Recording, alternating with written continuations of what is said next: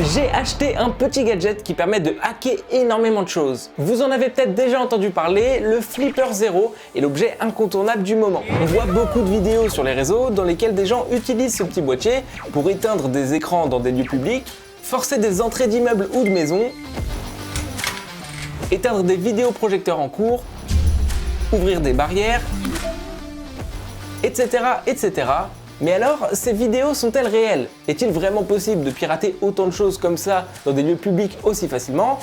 Bah écoutez, j'ai décidé de m'en procurer un pour vérifier par moi-même. Quand on le reçoit, le Flipper Zero est livré dans une petite boîte, avec un câble USB-C. Ce câble permet de connecter notre flipper à notre PC pour y installer un tas d'applications et de scripts. Dans sa forme d'utilisation, le flipper reprend un peu le principe du Tamagotchi, dans le sens où dans le boîtier il y a un dauphin virtuel, d'où le nom flipper, que tu dois entretenir et faire évoluer. Plus tu hackes des choses, plus ton dauphin sera heureux, et il augmentera de niveau. Et à l'inverse, moins tu l'utilises, plus il sera triste. À l'intérieur du Flipper Zero, il y a un menu avec pas mal de fonctionnalités différentes dans lequel on peut naviguer grâce aux boutons présents sur le boîtier. Mais surtout, le premier point intéressant que je voulais aborder avec vous, c'est le firmware. Dans un système informatique, le firmware, c'est le programme installé.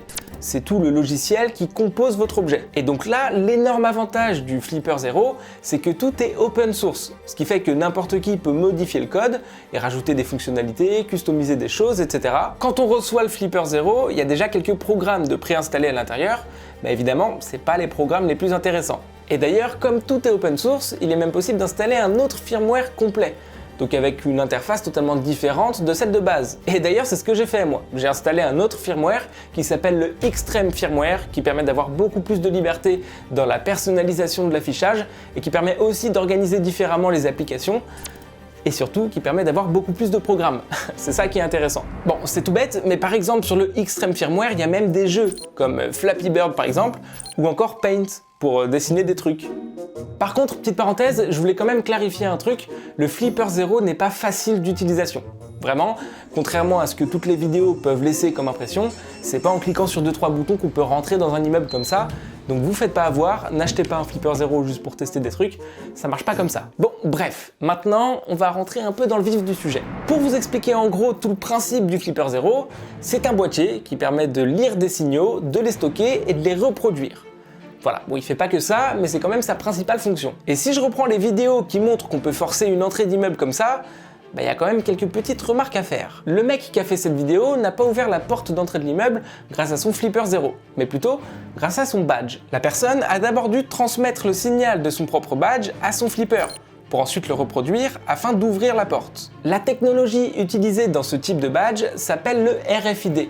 Et donc vous l'aurez compris, le Flipper Zero est capable de comprendre le RFID, de le stocker et de le reproduire. Le RFID est présent dans beaucoup de choses aujourd'hui, comme dans les cartes des chambres d'hôtel, dans les antivols des magasins et même dans les cartes bancaires, ce qui fait que n'importe quel objet utilisant le RFID peut être lu par le Flipper Zero et reproduit. Enfin, quasiment, parce qu'en réalité les cartes bancaires, ça marche pas vraiment comme ça. On peut effectivement les lire, mais les reproduire, c'est un peu plus compliqué.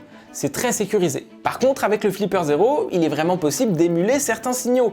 Et donc les chambres d'hôtel par exemple, ça marche très bien. Et les portes ou les parkings qui nécessitent un badge, ça aussi ça fonctionne.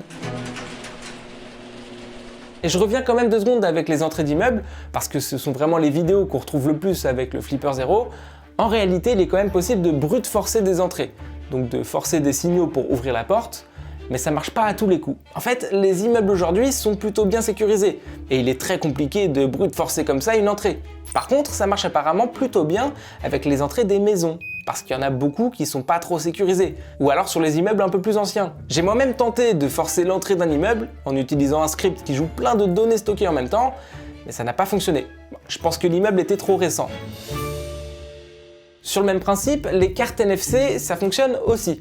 Le Flipper Zero peut lire le signal, le stocker et le reproduire. Donc les cartes NFC, ça peut être des cartes d'entreprise par exemple, pour entrer dans des locaux, ou alors des cartes de fidélité aussi. Tiens, et en parlant d'NFC, j'ai trouvé quelque chose de très stylé qu'on peut faire avec un Flipper Zero et une Nintendo Switch. Vous connaissez peut-être les Amiibo. Ce sont des figurines connectées de décoration Nintendo qui permettent de rajouter du contenu dans certains jeux. Il est par exemple possible d'acheter un Amiibo Mario et ensuite de débloquer du contenu additionnel en rapprochant la figurine à notre console. Sauf que certaines personnes ont compris comment tout ça fonctionnait et ont trouvé une faille de ouf. Dans le socle de la figurine, il y a justement une puce NFC qui envoie un signal à notre Switch quand on la rapproche. Et comme je vous l'ai dit tout à l'heure, sachant que le Flipper Zero peut lire et renvoyer le NFC, certaines personnes se sont amusées à aller en magasin pour scanner les puces des Amiibo à travers l'emballage avec leur flipper, pour ensuite l'émuler directement auprès de leur Switch. Et en vrai, je trouve ça vraiment incroyable. Par la suite, certaines personnes ont partagé sur internet les fichiers de chaque personnage qu'on pouvait acheter, ce qui fait qu'on n'a même plus besoin de se déplacer en magasin pour les scanner, il suffit de télécharger les fichiers et de les mettre directement dans notre flipper. Et je vais pas vous mentir que ça marche plutôt bien. Donc là les amis, j'ai bien ma Switch et mon Flipper Zero, et donc on va tenter de mettre un Amiibo dans la Switch grâce au flipper. Je pense que ça va marcher. Donc là, je vais sélectionner tout en bas Amiibo. Voilà, donc c'est ici qu'on les scanne. Sur mon Flipper Zero, je vais sélectionner, je sais pas, Bowser par exemple. Je sais pas si ça marche, on va tester. Ouais, ça marche, regardez. Je viens de débloquer une tenue de Bowser. Putain, c'est incroyable.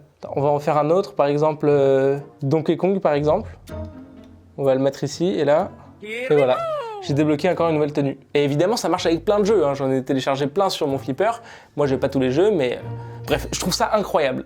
L'autre utilité du Flipper Zero qu'on a beaucoup vu sur les réseaux, c'est tout ce qui est pour éteindre les écrans ou les télés dans des lieux publics. Et là aussi, c'est un peu le même principe que le RFID ou le NFC, sauf que c'est avec de l'infrarouge. Le Flipper Zero est capable de lire, de stocker et de rejouer un signal infrarouge. À savoir que l'infrarouge est très peu sécurisé, mais toujours utilisé dans beaucoup d'éléments. Par exemple, les climatiseurs utilisent l'infrarouge, les vidéoprojecteurs aussi, ou même certaines caméras de surveillance.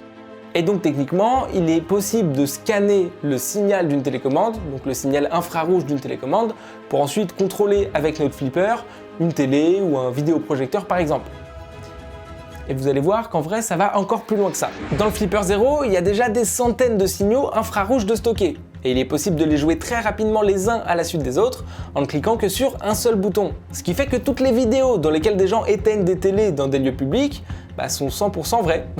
Parce que le flipper va jouer tous les signaux qu'il a dans son programme et au bout d'un moment, il trouvera forcément celui qui correspond à la télé qui se trouve devant nous. Et je peux vous confirmer que ça fonctionne très bien puisque j'ai testé de mon côté. On va essayer à la Fnac d'éteindre la télé qui est là. Normalement c'est censé marcher. Hein. Là ça cherche. Oh putain, ça a éteint plein de télé. Ça a éteint cette télé.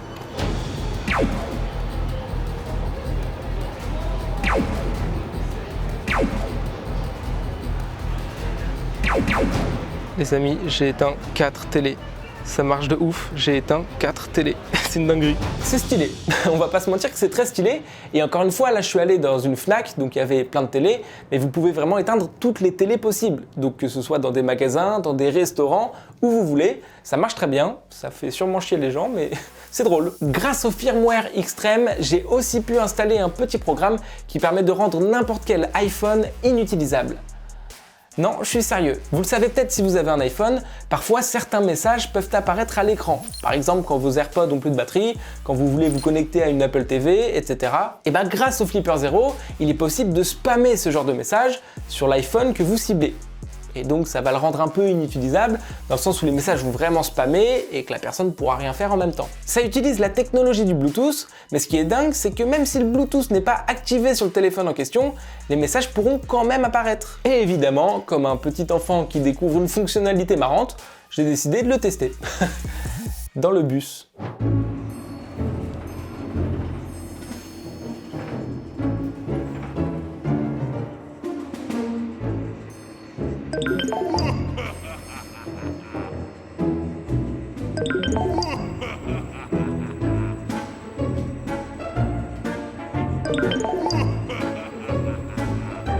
En vrai c'est cool, on va pas se mentir, c'est très stylé et honnêtement je pensais pas que ça marcherait aussi bien. Alors c'est vrai que je me trouvais pas à 40 mètres de la personne non plus, mais en tout cas j'ai réussi à transmettre mon signal sans problème parce que la portée du Flipper Zero est pas dégueu. Et d'ailleurs en parlant de ça, vous l'aurez peut-être remarqué, il y a aussi des petits trous au-dessus du Flipper Zero. Et ces petits trous sont en fait des ports GPIO, donc des ports d'entrée-sortie qui permettent de rajouter des modules à votre Flipper Zero. Parce que oui les amis, en plus d'être open source, le Flipper Zero peut s'étendre. on peut rajouter physiquement des choses dessus, grâce au port GPIO. On peut par exemple mettre des modules Wi-Fi qui peuvent être utilisés pour craquer des mots de passe Wi-Fi, ou on peut aussi mettre des antennes pour justement augmenter la portée de transmission de nos signaux. Bref, cet objet est incroyable. Je vous promets, je le trouve trop stylé. Il est modulable, on peut modifier le code, on peut faire ce qu'on veut quoi. Il est vraiment très bien pensé. C'est un peu le couteau suisse des hackers gentils quoi. Enfin, gentils. Pas tout le temps gentil non plus. J'ai vu qu'avec le Flipper Zero, il était aussi possible de faire des choses pas très légales, comme par exemple modifier le prix de l'essence dans certaines stations. On peut aussi forcer des mots de passe de téléphone ou encore déverrouiller certaines voitures. Et la question que vous devez vous poser, c'est donc, est-ce que c'est légal? Parce que c'est vrai que quand on voit la liste des choses qu'on peut modifier ou contrôler avec, on peut se poser la question. La réponse est oui. Le Flipper Zero est 100% légal, tout le monde peut l'acheter quand il n'est pas en rupture de stock. Et d'ailleurs, moi je compare beaucoup cet objet avec un couteau. Parce que c'est vrai qu'un couteau, on peut aussi tous l'acheter, mais c'est derrière l'utilisation qu'on en fait qui fait que ça devient légal ou pas trop. Et d'ailleurs, je sais qu'Amazon avait même décidé de le retirer, il n'y a pas très longtemps de leur site, mais il est revenu depuis. Mais bon, du coup, ça prouve quand même que c'est un peu limite à juger, quoi. Autre utilité très puissante avec le Flipper Zero, je vous l'ai dit tout à l'heure, il y a un câble USB-C qui est dans la boîte quand on achète un Flipper Zero, tout simplement parce qu'on peut connecter notre boîtier à un PC. Et à partir de là, on peut faire beaucoup de choses. En connectant notre flipper à un PC, on peut exécuter un tas de programmes et de scripts grâce à l'option BAD USB. C'est-à-dire qu'une fois que notre flipper est connecté à notre PC, en cliquant juste sur un bouton, on peut exécuter plein de commandes en même temps sur l'ordi.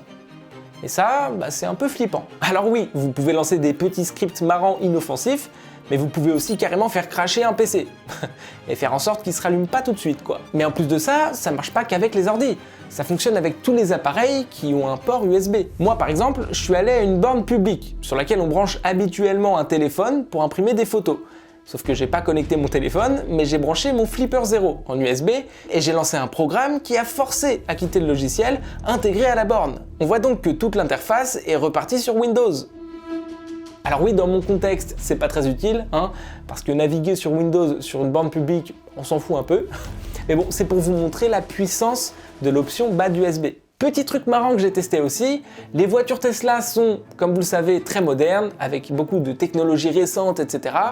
Sauf pour ce qui est du chargeur de la voiture. Quand on veut connecter une Tesla à une borne électrique pour pouvoir la charger, il suffit normalement d'approcher le câble de recharge vers la voiture et d'appuyer sur un bouton pour ouvrir la trappe. Sauf que la technologie utilisée pour ouvrir cette trappe de recharge n'est pas du tout sécurisée, ce qui fait qu'avec le Flipper Zero, on peut totalement l'ouvrir à distance. Alors oui, ça sert à rien, mais bon, c'est quand même marrant de réussir à faire ça à distance quand on voit toute la complexité dans la technologie d'une Tesla. Cette faille a apparemment été patchée sur les toutes dernières versions des Tesla, mais bon, comme il y a encore beaucoup d'anciennes versions qui roulent en ce moment, ça marche quasiment sur toutes les Tesla en fait.